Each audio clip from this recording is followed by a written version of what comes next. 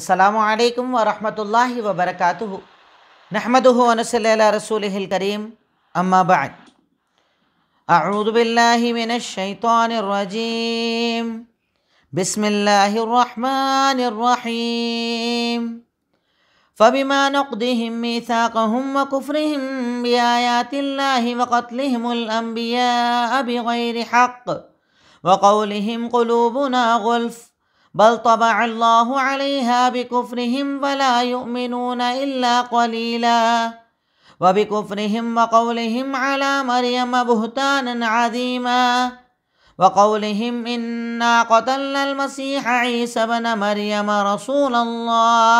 रसूलल्लाहि व मा क़तलूहु व मा सलबूहु वलाकिन शुब्बिह लहुम व इन्नल्लज़ीना इख्तलफ़ू फ़ीहि लफ़ी शक्किम मिन्हु मा लहुम बिही मिन इल्मिन इल्ला इत्तिबाअज़्ज़न व मा क़तलूहु यक़ीना बल रफ़अहु अल्लाहु इलैहि व काना अल्लाहु अज़ीज़न हकीमा व इन मिन अहलिल किताबि इल्ला लयुमिनन्न बिही क़ब्ल मौतिहि व यौमल क़ियामति यकूनु अलैहिम शहीदा फ़बिज़ुल्मिन मिनल्लज़ीना हादू हर्रमना अलैहिम तय्यिबातिन उहिल्लत लहुम व बिसद्दिहिम अन सबीलिल्लाहि कसीरा व अख़्ज़िहिमुर रिबा व क़द नुहू अन्हु व अक्लिहिम अम्वालन नासि बिल बातिल व अअतदना लिल काफ़िरीन मिनहुम अज़ाबन अलीमा लेकिन अर्रासिखून फिल इल्म मिनहुम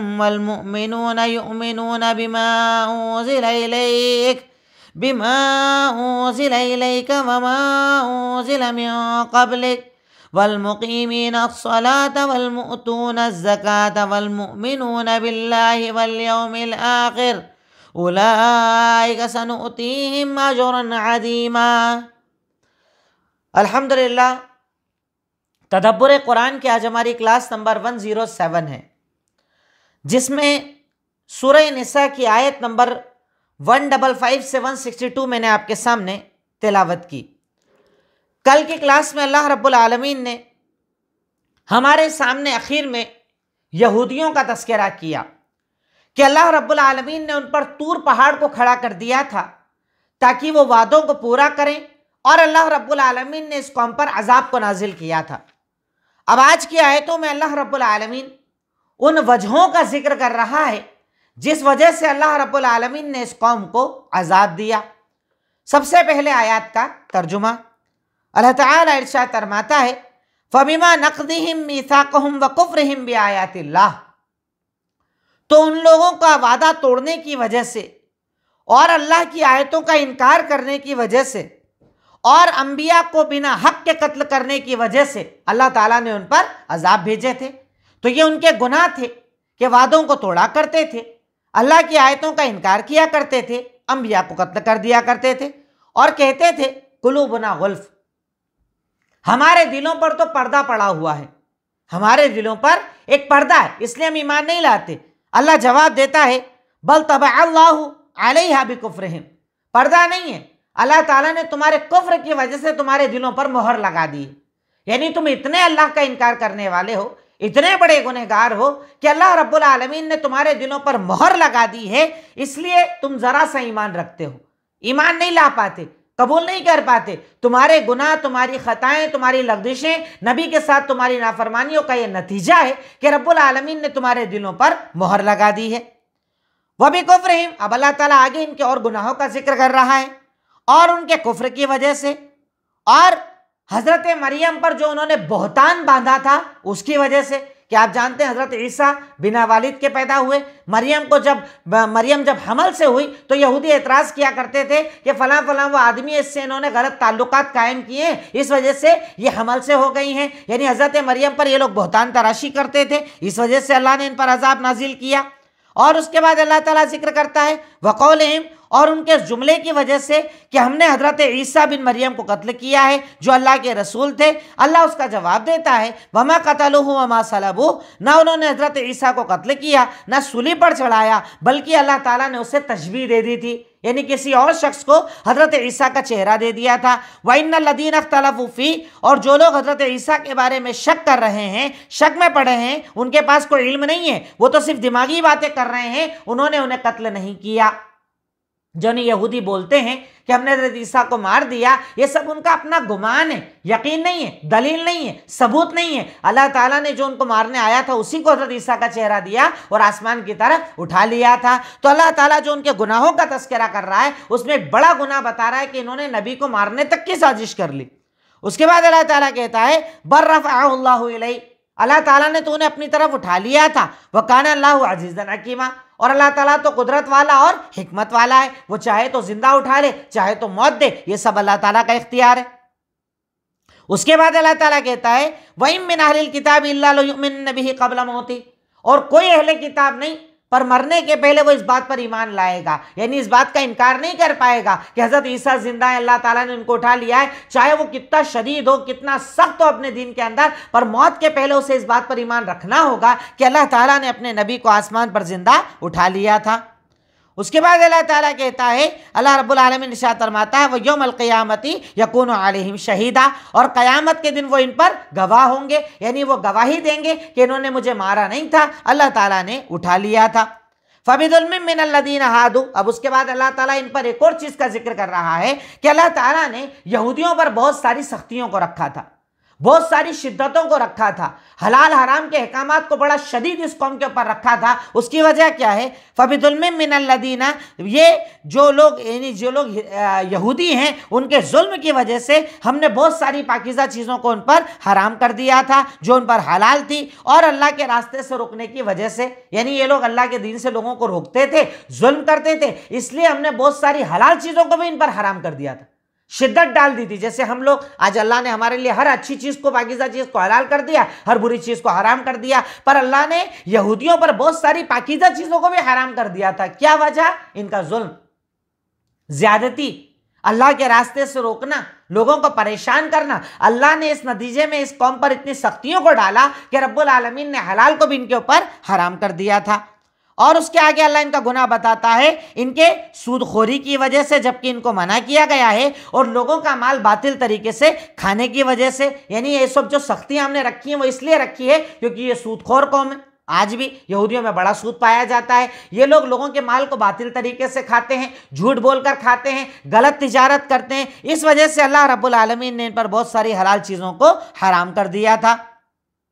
वअअतदना लिल काफिरीन मिनहुम अज़ाबन अलीमा, और हमने इनमें से जो काफिर हैं उनके लिए दर्दनाक अजाब तैयार कर रखा है। यानी जो ईमान नहीं लाएंगे, अल्लाह के नबी को नहीं मानेंगे, दीन इस्लाम को नहीं मानेंगे, अल्लाह ताला ने इनके लिए दर्दनाक अजाब तैयार कर रखा है। उसके बाद अल्लाह रब्बुल आलमीन अहले किताब में जो ईमान लाने वाले हैं उनकी तारीफ कर रहा है। जैसे एक साबित है अब्दुल्ला बिन सलाम, उनके अलावा कई लोग थे जो यहूदी से मुसलमान हुए थे, अल्लाह ताला उनकी तारीफ कर रहा है। लेकिन रासिखून फिल इल्म मिनहुम, पर वो लोग जो इल्म में मजबूत हैं इन लोगों में से, यानी जिनके पास इल्म है किताबों का, जो दीन को जानते हैं, उनका मामला क्या है? वो अल्लाह पर ईमान रखते हैं, जो उन पर नाजिल किया गया उस पर भी ईमान रखते हैं, जो आप पर नाजिल किया गया उस पर भी ईमान रखते हैं, नमाज कायम करते हैं, ज़कात अदा करते हैं, अल्लाह और आखिरत पर ईमान रखते हैं। यही वो लोग जिन्हें अज़्र अज़ीम अता किया जाएगा। यानी इस आयत में अल्लाह रब्बुल आलमीन इस बात की तरफ इशारा कर रहा है कि ऐसा नहीं कि सारे यहूदी ख़राब हैं, इनमें जो लोग ईमान लाए, नेक अमल किया, अल्लाह ताला के दीन को कबूल किया, हज़रत मूसा पर भी ईमान लाए, अल्लाह के नबी पर भी ईमान लाए, और नमाज़ें कायम की, ज़कात अदा की, अल्लाह और आखिरत पर ईमान लाए, इन लोगों को अल्लाह ताला अजर अजीम अता करेगा, बड़े बड़े बदले अता करेगा। तो आज की आयत में अल्लाह रब्बुल आलमीन ने पूरा यहूदियों का तस्करा किया है, जिसमें अल्लाह रब्बुल आलमीन ने इनकी वादा खिलाफियों को बताया, अल्लाह की आयतों का इनकार करने के बारे में बताया, नबियों को कत्ल करने के बारे में बताया, हज़रत मरियम पर इल्ज़ाम तराशी का वजह बताया। फिर अल्लाह ताला ने उसके बाद ये भी बताया कि मरने से पहले इस बात पर ईमान लाना पड़ेगा कि वो गलत और बात इधर की सही है। फिर अल्लाह ताला ने कहा इनके जुल्म की वजह से हमने इन पर हलाल को भी हराम कर दिया था। ये सूदखोर कौम, ये लोगों के माल को बातिल तरीके से कमाने वाली कौम, और एंड में अल्लाह रब्बुल आलमीन ने ईमान लाने वालों की तारीफ की। इनमें जो लोग ईमान लाए, नेक अमल किए, अच्छे अंदाज में जिंदगियों को गुजारा, नमाज, ज़कात, अल्लाह पर ईमान, आखिरत पर ईमान, ये सब रखा, अल्लाह रब्बुल आलमीन कहता है कि अल्लाह ताला उन्हें अजरे अजीम अता करेगा, रब्बुल आलमीन उन्हें बड़े बड़े बदले अता करेगा। अब उसके बाद तर्जुमे के बाद कुछ सिर्फ 3-4 अल्फाज ऐसे हैं जो मुश्किल इस आयत में नए आए हैं, वो आपके सामने रख दूं। नकदिहिम, नकदिहिम दे ब्रेकली, जो उन्होंने तोड़ा, ब्रेक किया, जो उन्होंने तोड़ा, उनके तोड़ने की वजह से, जो अहद तोड़ते हैं, पैमान तोड़ते हैं, वादे तोड़ते हैं, अल्लाह उसका जिक्र करता है। गुल्फ मतलब रैप्ड, कवर किए हुए। वो कहते थे कि हमारे दिलों पर कवर लगा हुआ है, पर्दा लगा हुआ है, जबकि अल्लाह कहता है पर्दा नहीं, मैंने उस पर मोहर लगा दी है, तुम ईमान लाने वाले नहीं। तबा सील्ड, अल्लाह ने उस पर मोहर लगा दी, सील लगा दी है। सलबूह, उन्होंने उन्हें सूली दी, सूली पर चढ़ाया, हैंग कर दिया, लटका दिया, जबकि ऐसा न हुआ। अर्रासिखून, दोज हु फर्मली नॉलेज, वो लोग जिनके पास बड़ा मजबूत इल्म होता है, मजबूत इल्म। रसखा यरसुकु मतलब होता है मजबूत, और रासिखून फिल इल्म यानी इल्म में मजबूत लोग। ऐसा इल्म जो डगमगाए नहीं, ऐसा इल्म जिसको हासिल करने वाला घबराए नहीं, किसी के सामने परेशान ना हो, बातों का जवाब देना जिससे आता हो, उसे कहा जाता है रासिख, मजबूत, मजबूत ईमान वाला, मजबूत इल्म वाला। अल्लाह रब्बुल आलमीन इनका यहां पर तस्करा कर रहा है। अब उसके बाद आज की आयतों में हमने क्या तदब्बुर किया, आज की आयतों में हमने क्या गौर किया। नंबर 1, दीन से फायदा उठाने के लिए किसी की बुराई बयान की जा सकती है, दीनी फायदा उठाने के लिए किसी की बुराई बयान की जा सकती है। यानी बात अगर दीन की हो, जात की नहीं। हमारा क्या होता है, हम जात के लिए लोगों की बुराई बयान करते हैं, अपनी जात के फायदे के लिए, अपना जाती फायदे के लिए। लेकिन अगर दीन की बात आ जाए तो दीन के फायदे के लिए किसी की बुराई बयान की जा सकती है। जैसे अल्लाह यहां बुराई बयान कर रहा है ना यहूदियों की, अल्लाह बता रहा है वादा तोड़ने वाले, कुफ्र करने वाले, नबियों के कातिल, सूदखोर, अल्लाह ताला इनकी बुराई बता रहा है। जबकि इस्लाम में बुराई बयान करने से मना किया गया, किसी की बुराई बयान मत करो, किसी की खराबी गलतियां बयान मत करो। पर अगर बात दीन की हो, क्योंकि यहूदियों से मामला है दीन का, उनसे नुकसान है दीन का, तो जब बात दीन की हो तो किसी की बुराई को बयान किया जा सकता है। अगर बात दीन पर आ जाए, अगर बात इस्लाम पर आ जाए, आपका एक साथी इस्लाम के खिलाफ अमल कर रहा है, इस्लाम के खिलाफ साजिशें कर रहा है, मुसलमानों को परेशान कर रहा है, तो अगर बात दीन की आ जाए, बात दीन को बचाने की आ जाए, तो उस हालत में किसी की बुराई करना गुनाह नहीं होता, बयान की जा सकती है उसकी बुराइयां, ताकि लोग उससे महफूज रहें, अपने आप को बचा कर रखें। नेक्स्ट, गलत एतराज वही करता है जिसकी तबीयत में बुराई होती है, इसलिए ऐसे लोगों की फिक्र ना करें।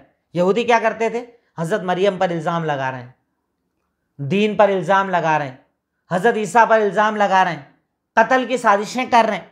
तो ये सब एतराज, ये सब बुराई, ये सब बुरी बातें वही करता है जिसकी तबीयत में बुराई होती है। अब जिसकी तबीयत अच्छी हो, जिसका अंदाज अच्छा हो, जिसका दिल साफ हो, वो कभी किसी पर एतराज नहीं करता, कभी किसी पर इल्जाम तराशी नहीं करता। इल्जाम तराशी वही करता है खुद जिसके दिल में चोर बैठा हो, जिसके दिल में बुराई हो, जो खुद बुराई करने वाला होता है। कहते ना बुरे को सब बुरे ही नजर आते, गलत को सब गलत नजर आते हैं। तो गलत करने वाला अगर वो होगा तो उसे सारे गलत नजर आएंगे और वो उन्हें बुरा समझेगा, वो उनको बुराई को तलाश करेगा, वो सिर्फ उनके अंदर बुराइयों को देखेगा।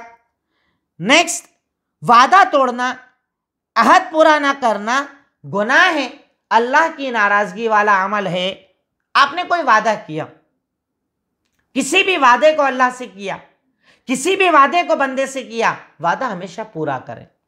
वादा पूरा ना करने वाला, अहद तोड़ने वाला अल्लाह ताला की नाराजगी को उठाएगा, अल्लाह ताला ऐसे बंदे से नाराज हो जाता है। अल्लाह रब्बुल आलमीन अपना गजब नाजिल करता है ऐसे बंदे पर जो वादे तोड़ता है। अब हम अल्लाह से वादा करते ला इलाहा इल्लल्लाह मुहम्मदुर रसूलुल्लाह, तेरे सिवा कोई इबादत के लायक नहीं, और अल्लाह के नबी को हमने रसूल मान लिया, पर वादा तोड़ते, ना अल्लाह की मानते ना रसूल की मानते। तो अल्लाह ताला कहता है यहूदियों का तरीका है, ये यहूदियों की जिंदगी है, ये यहूदियों का शेवा है कि वो वादे करके पूरे नहीं करते थे, वो वादे तोड़ते थे, वो वादों की खिलाफ वर्जी किया करते थे। इसलिए अल्लाह रब्बुल आलमीन इस कौम से नाराज हुआ। नेक्स्ट, गुनाह की ज्यादती से ईमान कमजोर होता है। बंदा जितने ज्यादा गुनाह करता है उतना उसका ईमान कमजोर होता है, ईमान का लेवल गिरता है, ईमान नीचे चला जाता है। बंदा खुद को जितना गुनाहों में मुलव्विस करता है। तो अगर आपको लगता है कि आपका ईमान कमजोर हो रहा है, इसका मतलब आपका ईमान, आपका अमल कमजोर है। अपने अमल को बेहतर बनाओ, नेकियां हासिल करो, नेकियों वाली जिंदगी बनाओ, तो इंशाअल्लाह रब्बुल आलमीन आपके ईमान को बढ़ाएगा। ईमान की कमी गुनाहों के नतीजे में होती है। नेक्स्ट, किसी औरत पर इल्जाम लगाना, बोहतान लगाना कबीरा गुनाह है। इसीलिए आप इस्लाम में देखें, औरत की इज्जत की हिफाजत का शरीयत ने क्या इंतजाम किया कि अगर कोई इंसान किसी औरत पर जिनाकारी, बदकारी का इल्जाम लगा रहा है कि औरत बदकार है, शरीयत ने कहा उसको 4 गवाह लाना पड़ेंगे उसकी बात को साबित करने के लिए। बदकार अगर किसी औरत को बोला ना आपने, अगर उसके कैरेक्टर को गलत बोला ना, 4 ऐसे गवाह लाना पड़ेंगे जिन्होंने अपनी आंखों से उसे गुनाह करते देखा हो। और नहीं मिले तो पता है क्या होगा? इल्जाम लगाने वाले को 80 कोड़े मारे जाएंगे। इसको बोहतान तराशी बताया गया है, इसको गुनाह अजीम बताया गया है, इस पर बड़ी बड़ी सजाएं बताई गई है, क्योंकि इस्लाम औरत की इज्जत करता है, औरत पर एतराज करने वालों को पसंद नहीं करता है। तो अगर औरत पर कोई बोहतान तराशी कर रहा है, बदकारी का इल्जाम लगा रहा है, 4 गवाह उसको लाना पड़ेंगे कि हमने आंखों से इसे गुनाह करते देखा। नहीं ला पाएगा तो ऐसे इंसान को बोहतान तराशी करने वाला माना जाएगा और 80 कोड़े की सजा दी जाएगी, क्योंकि इस्लाम में औरत पर इल्जाम लगाना कबीरा गुनाह है, बहुत बड़ा गुनाह है। अल्लाह रब्बुल आलमीन ऐसे गुनाह को पसंद नहीं फरमाता। नेक्स्ट, अल्लाह अगर बचाने पर आ जाए तो आपको कोई मौत नहीं दे सकता, कोई तकलीफ नहीं दे सकता। हजरत ईसा को मारने के लिए सारे जमा हो गए, इबादत खाने में दाखिल हो गए। सबसे पहला आदमी जो कूदा आपको मारने के लिए, अल्लाह ने उसी को हजरत ईसा की शक्ल दी और ईसा को आसमान पर उठा लिया। अल्लाह को बचाने के लिए फरिश्तों की जरूरत नहीं, अल्लाह इंसानों का मोहताज नहीं। अगर अल्लाह आपको बचाने पर आ जाए, जिंदगी देने पर आ जाए, अच्छाई देने पर आ जाए, भलाई देने पर आ जाए, तो वो अल्लाह रब्बुल आलमीन कुछ भी कर सकता है। उसका कोई क्राइटेरिया नहीं है, उसकी कोई हुदूद नहीं है, उसकी कोई बाउंड्रीज नहीं है। अल्लाह बचाने पर आ जाए तो आपको कोई तकलीफ नहीं दे पाएगा, कोई परेशान नहीं कर पाएगा। जैसे आज की आयतों में हमने देखा कि हजरत ईसा को अल्लाह रब्बुल आलमीन ने जिंदा आसमान की तरफ उठा लिया था। जो मारने आया उसे ही मार दिया गया, उसे ही सूली चढ़ा दी गई। नेक्स्ट, एक मोमिन को चाहिए कि हमेशा इल्म के साथ बात करे, बिना दलील के बात ना करे। अल्लाह ताला कहता है यहूदी जो ये बातें कर रहे हैं ना, सब ये इनका जन है, ये इनका गुमान है, ये अंदाजे हैं, मतलब इनके पास अपनी बात की कोई दलील नहीं है। तो मोमिन को चाहिए कि बात करे दलील के साथ, बिना दलील के बात ना करे। जैसे हमारे यहाँ कई लोग होते हैं ना, सिर्फ उनका काम होता है नेकियां फैलाना, झूठ चलेगा, फरेब चलेगा, मौजू मनगढ़ंत रिवायतें चलेगी, ज़कात की फजीलत बता रहे हैं, नमाज की फजीलत बता रहे हैं, सदके की फजीलत बता रहे हैं, सलाम की फजीलतें बता रहे हैं, और उसमें ढेरों झूठी हदीसें बयान कर रहे हैं।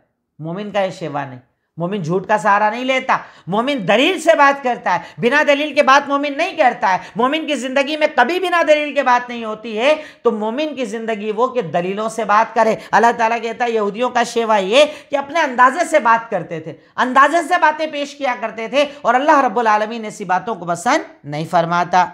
नेक्स्ट, अल्लाह अपने अवलिया की मदद करता है। जो बंदा अल्लाह का बन जाता है ना, अल्लाह उसकी मदद करता है। अल्लाह ताला आसमान से मदद उतारता है, अल्लाह आसमान की तरफ जिंदा उठा लेता है हजरत ईसा को। यानी पता चला कि अल्लाह ताला अपने औलिया की मदद करता है। जो अल्लाह का बन जाए, रब्बुल आलमीन उसे दुनिया में भी महफूज करता है, आखिरत में भी इनाम देगा इंशाअल्लाह। ये अल्लाह रब्बुल आलमीन का इकराम और करम है उन बंदों पर जो नेक हैं, अल्लाह ताला को एक मानने वाले हैं, अल्लाह ताला के आगे झुकने वाले हैं, अल्लाह ताला को पुकारने वाले हैं। ऐसे बंदों की अल्लाह ताला मदद फरमाता है। नेक्स्ट, अपने गुनाह का सिला आपको खुद उठाना होगा। कोई और आपका गुनाह उठाने नहीं आएगा, कोई और आपकी खता उठाने नहीं आएगा। जैसे अल्लाह ताला ने आयतों में जिक्र किया कि इनके जुल्म की वजह से, इनके गुनाहों की वजह से हमने अजाब दिया इनको। यानी आप अगर गुनाह करेंगे, नतीजा आप ही को मिलेगा, आपकी सजा आप ही को मिलेगी। ऐसा नहीं कि आपकी सजा किसी और को दे दी जाए, एक आदमी गुनाह करे पूरे घर को सजा दी जाए। ये सब जिहालत इस्लाम में नहीं है। जो गुनहगार उसी को सजा, जो गलत उसी को सजा। अल्लाह ताला जुल्म नहीं करता, अल्लाह ताला जुल्म को पसंद नहीं करता। तो अगर आप गलत हैं तो आपको अपने गुनाह की सजा मिलेगी, ये बात आप पर यकीनी है।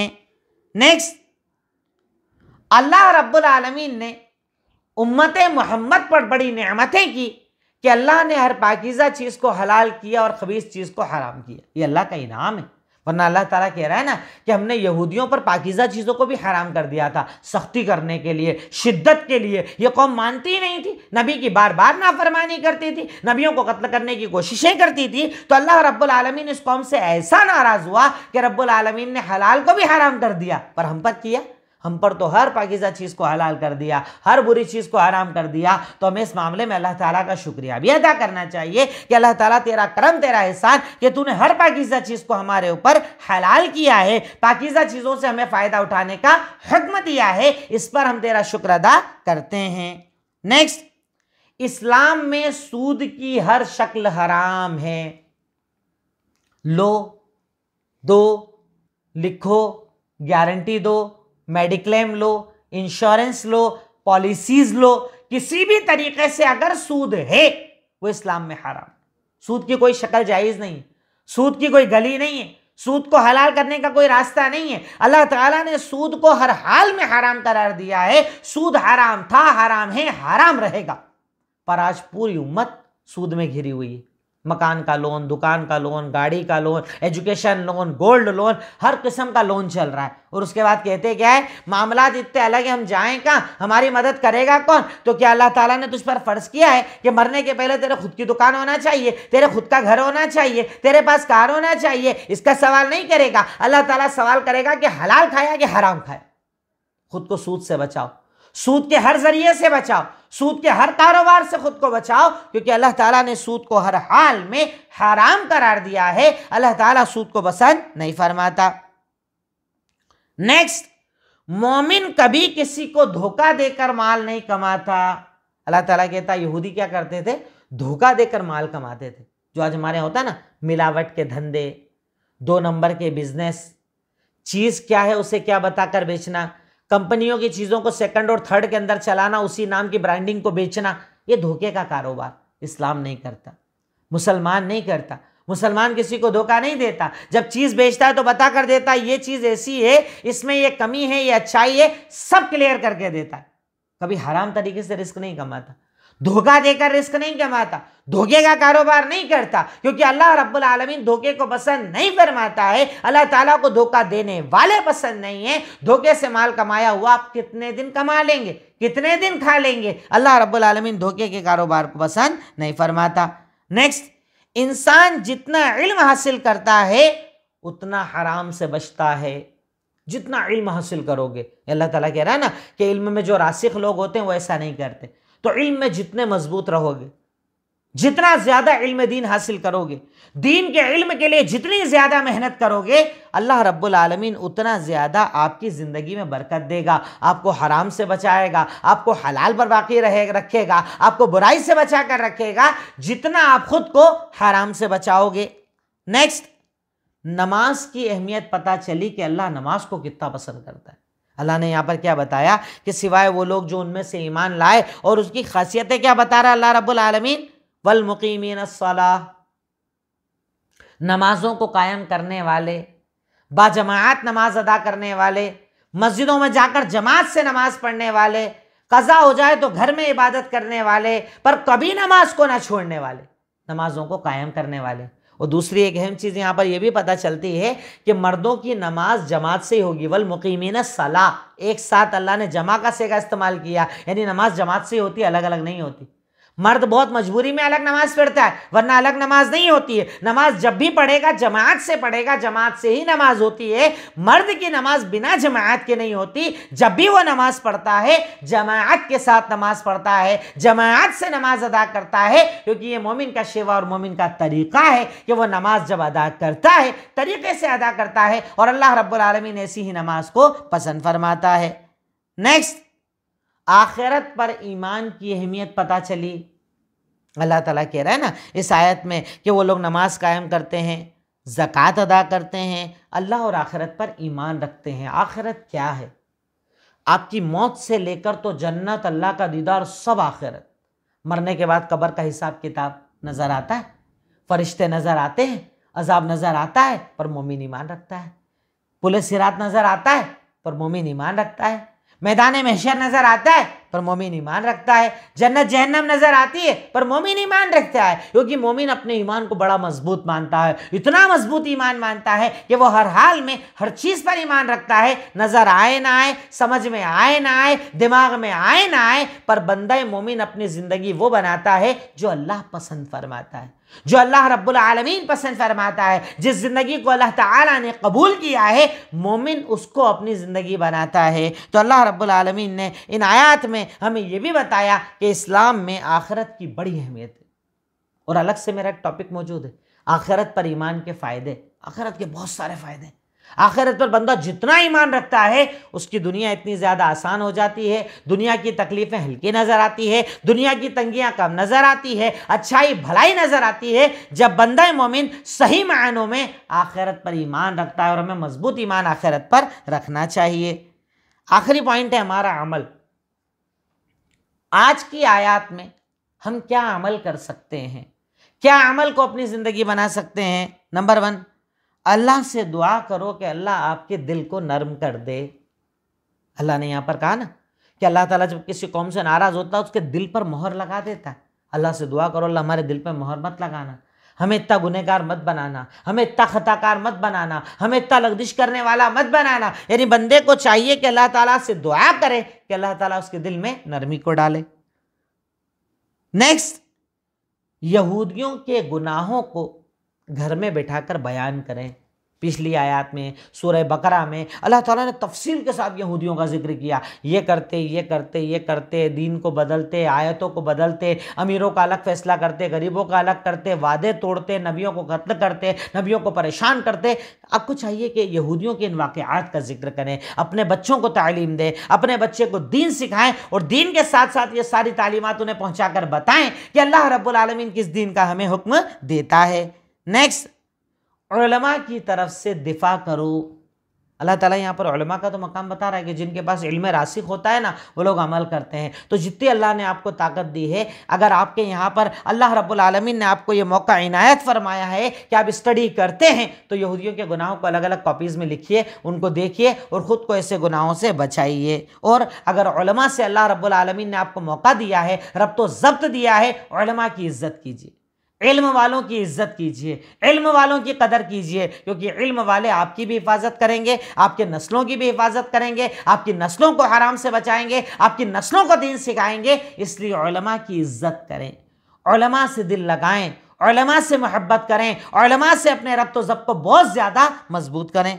नेक्स्ट, दीन को पढ़ो, समझो और अल्लाह का शुक्र अदा करो कि अल्लाह तूने हमें ऐसी उम्मत में पैदा किया, तूने कुछ छोड़ा ही नहीं, हर पाकीज़ा चीज़ हलाल कर दी, हर अच्छी चीज़ हलाल कर दी। इस सिलसिले में बंदे को चाहिए कि अल्लाह ताला पर बहुत ज़्यादा ईमान रखे, बहुत ज़्यादा दीन पर गौर करे, दीन को समझे, दीन को जाने, अल्लाह ने क्या क्या इनामात दिए, अल्लाह ने क्या क्या नेकियां की। इससे हमारा ईमान मजबूत होता है, अल्लाह ताला पर तवक्कुल और यकीन मजबूत होता है। ये अमल भी हमें अपनी ज़िंदगी में करना चाहिए।